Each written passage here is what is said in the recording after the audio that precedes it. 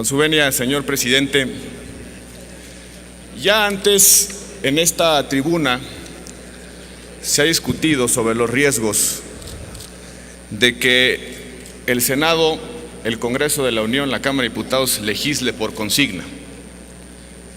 Hoy también tenemos que señalar el riesgo de que legisle por agudos personalismos. Quien ha antecedido el uso de la voz ha planteado el tema político detrás de esta discusión. Todo parece indicar que hay algunos que querían enmendarle la plana al Senado como una vendetta, una revancha política.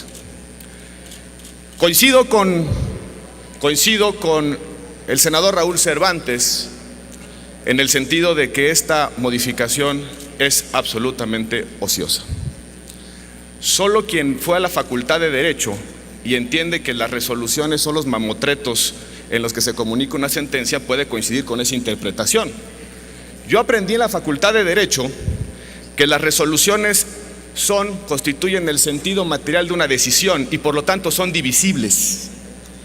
Y en consecuencia también los mecanismos de impugnación se definen en función de la materia, no del hecho, insisto, del mamotreto generado por el juez o por el órgano resolutor. Eso yo aprendí en la Facultad de Derecho. Sería tal como aceptar que en materia penal, si un juez determina una orden de aprehensión y una serie de medidas de seguridad adicionales, solo proceden los recursos de impugnación de unos con respecto a otros. Es absolutamente falso y déjenme decirlo, señores senadores, hasta ridículo. Lo que hizo el Senado de la República en la modificación a la fracción séptima del artículo 28 fue establecer una medida de sensatez. Porque sí es cierto que se ha abusado de la litigiosidad en materia de telecomunicaciones y buena parte de la función reguladora de estos órganos ha quedado limitado, condicionado precisamente por estrategias litigiosas. Pero resulta que estábamos haciendo una reforma constitucional no solo en materia de telecomunicaciones, sino también en materia de competencia. Es decir, estableciendo el régimen al cual se someten todos los mercados del país, de todas las actividades económicas, para todos los propósitos económicos de México. Y justamente lo que pretendía la Cámara de Diputados, en la minuta que se envió a este Senado, es que la misma regla se aplicara para todas las actividades económicas y dejar en estado de indefensión a quienes, por ejemplo, son productores de aguacate y que son también sujetos de la regulación de órganos reguladores de la competencia. Y esta medida de sensatez no está peleada bajo ninguna circunstancia ni con los precedentes de la Suprema Corte de Justicia de la Nación, ni mucho menos con las mejores prácticas internacionales.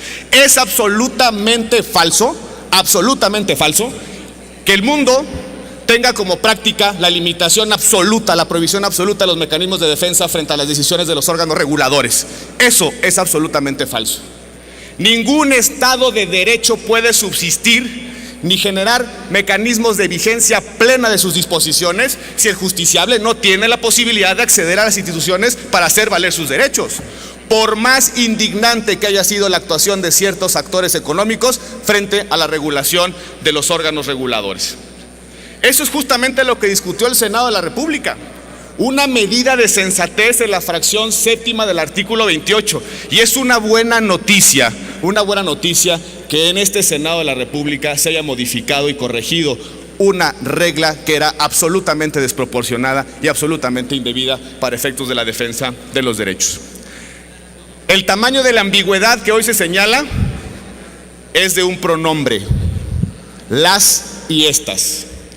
Ha quedado claro en la opinión de la comisión, del presidente en funciones de la Comisión de Competencia, que la exposición de motivos deja claramente establecidas las finalidades, los términos y los alcances de la redacción. En la exposición de motivos, como lo reconoce la opinión y se ha reconocido aquí, no hay margen alguno para interpretar que a partir de las resoluciones se podrá abrir todos los mecanismos de defensa, específicamente suspensión en materia de amparo, a todas las resoluciones que emita la Comisión Federal de Competencia. Precisamente porque la disposición constitucional es clara. Lo que está limitando la procedencia de los mecanismos de impugnación no es la decisión como tal de la Comisión Federal de Competencia, sino el sentido material de esas resoluciones. Insisto, no el mamotreto en el que se comunica una sentencia, sino el sentido final de la decisión de un órgano. Muchas gracias, señor presidente.